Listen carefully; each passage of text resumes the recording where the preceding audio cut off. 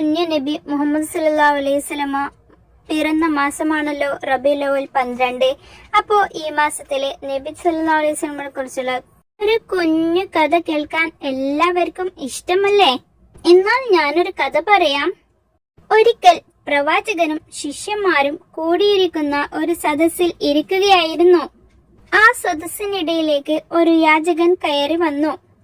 ആ യാചകൻ നബിയോട് പറഞ്ഞു, നബിയെ, എനിക്ക് വല്ലതും തരണേ. മുത്തുനബി അദ്ദേഹത്തോട് ചോദിച്ചു, നിങ്ങൾ എന്തിന് യാചിക്കുന്നു?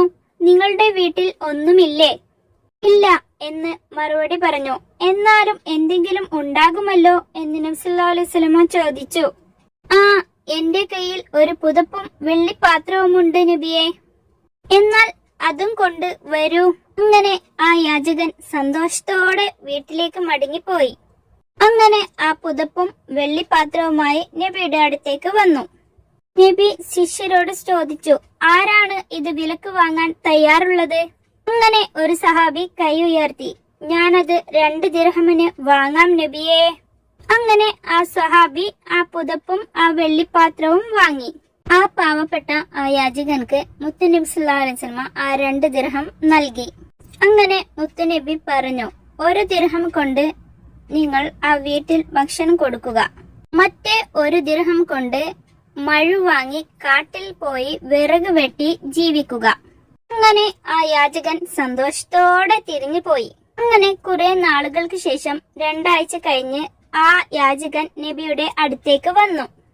അന്ന് ആ യാചകന്റെ അടുത്ത് 10 ദിർഹം ഉണ്ടായിരുന്നു. അങ്ങനെ ആ യാചകന്റെ അടുത്ത് നബി പറഞ്ഞു, നിങ്ങൾ ഈ ദിർഹം കൊണ്ട് ഒരു വെള്ളിപ്പാത്രവും ഒരു പുതപ്പും ആദ്യം വാങ്ങുക.